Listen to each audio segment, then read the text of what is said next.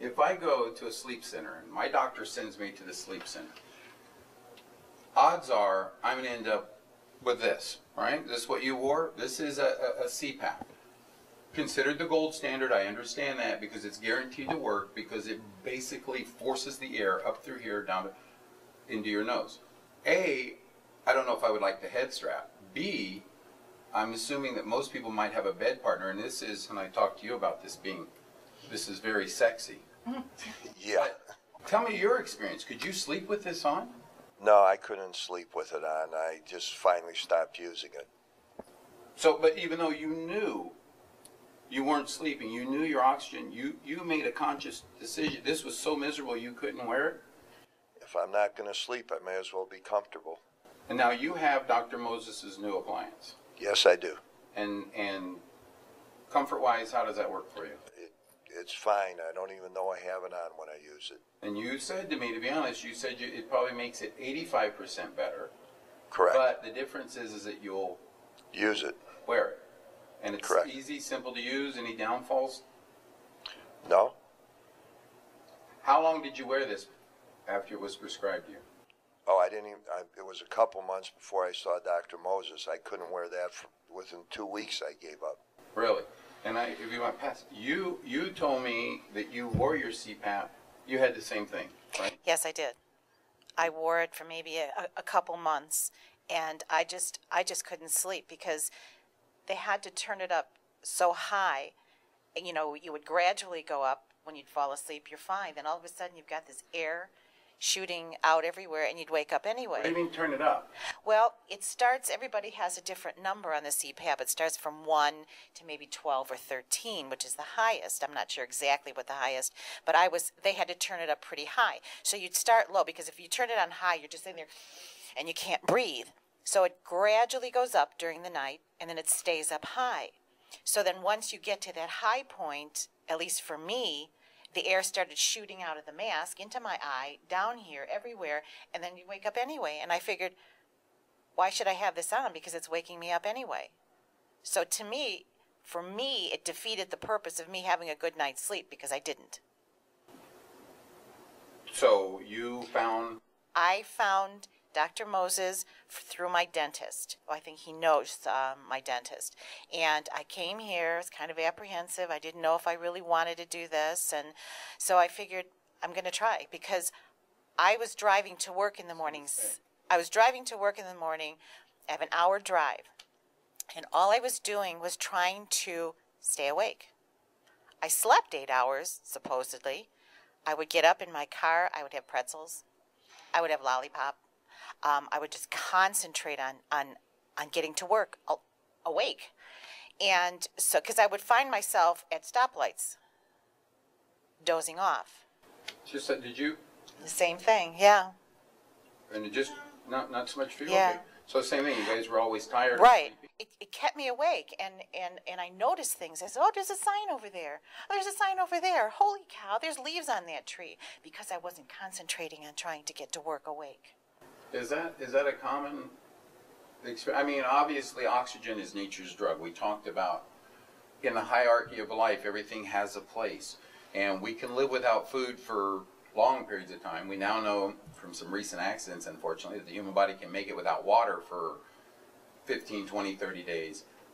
But oxygen, 2 or 3 minutes. That's right. And the brain starts to die. That's right. So is what she's saying when she gets up, the reason she's so tired, is it because she's not getting oxygen at night? That's the reason.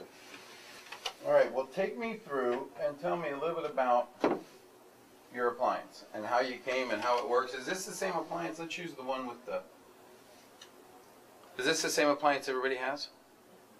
Yes.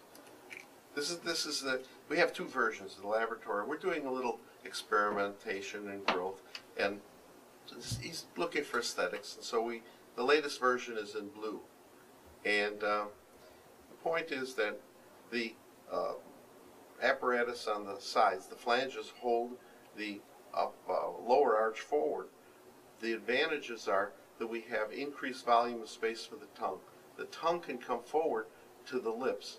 And we've increased volume of space in here by opening the bite vertically and by protruding the mandible forward. Okay, now why is it important for room for the tongue?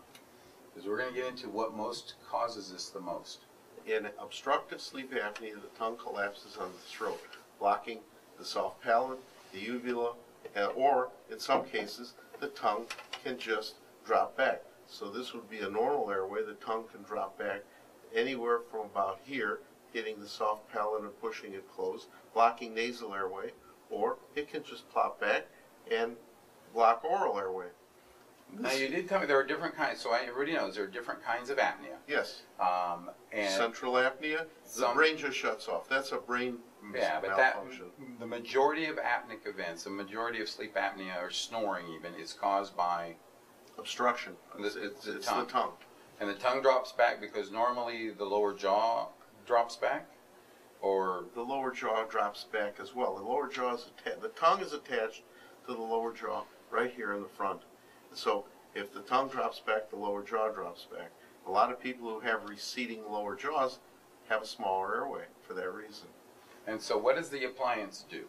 The appliance brings the lower jaw forward And holds it forward. and holds it forward. Okay, now I want to ask you, because we've been looking at these, you have no lock that locks together. Right, You have no big rubber bulging thing that pulls my tongue out. correct. We're trying to create as much room for the tongue as we can.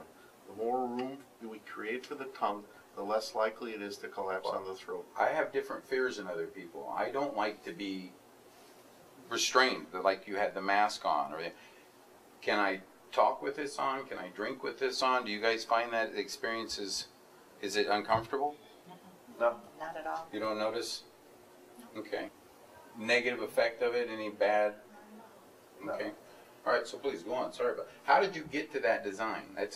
You told me you started and you tried one. You tried two. I tried about 6, and the keys to me are that the locked anterior doesn't allow the tongue to come as far forward, and there are other designs that take up more space on the upper, and there are other designs that don't allow an open anterior so the tongue can get completely forward to the lips. So even though the whole idea is you bring the lower jaw forward so the tongue comes with it, if in bringing the lower jaw forward you block anywhere for the tongue to go, the tongue can only go So far forward, it goes but- back. and then it goes back. Yeah, you're limiting the forward movement of the tongue. That wasn't my intent. Okay, now just because I want everybody to know I've had, and I got to see yours this morning, they wrote it. This isn't guessing for you. No, we don't guess. We have a different ambulatory device that we're using now, which I think is state of the art. And in this device here, the patient has a chest belt, an abdominal belt, nasal cannula.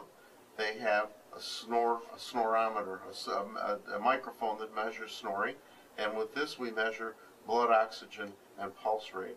This also measures body position. So we get a lot of measurements And this is done where? at home, in your bed. Have both of you slept with this too? Can you Yes. sleep with it? Oh, yeah. It's kind of, yeah, I'm with you, but it's not too obtrusive. And the good thing is you're in your own home. You're in your own home, in your own bed. And it's not as obtrusive. It's not something you want to do every night, but it's a great measurement tool.